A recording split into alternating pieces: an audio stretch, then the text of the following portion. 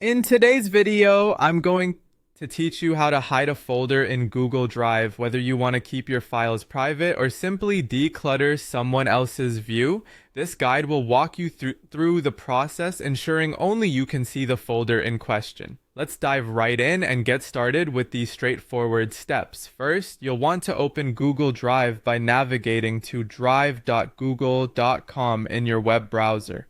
Make sure you're signed into the account that owns the folder you wish to hide. Once you're there, take a look at your list of folders and locate the specific one you want to keep away from certain eyes. When you found the target folder, you're going to need to right-click on it. This action will bring up a drop-down menu with several options. From this menu, go ahead and select Share. This is your entry point to controlling who currently has access to this folder.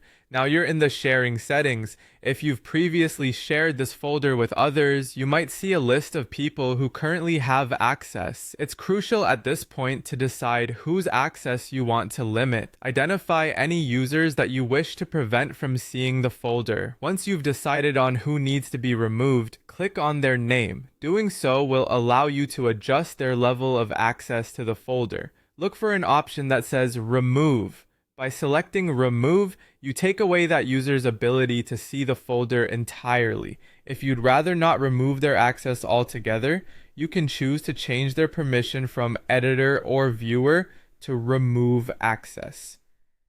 This step ensures that they are completely unable to view the folder's contents or even know it exists in your shared space. With these actions taken, you've successfully modified access settings to ensure that the folder will now be private, visible only to you when browsing through your Google Drive. This makes it a perfect solution for personal data security or simply maintaining a streamlined workspace for others without unnecessary distractions. These steps are simple yet effective in managing your Google Drive sharing settings. Remember, anytime you need to adjust the visibility of your folders or documents, these same principles apply.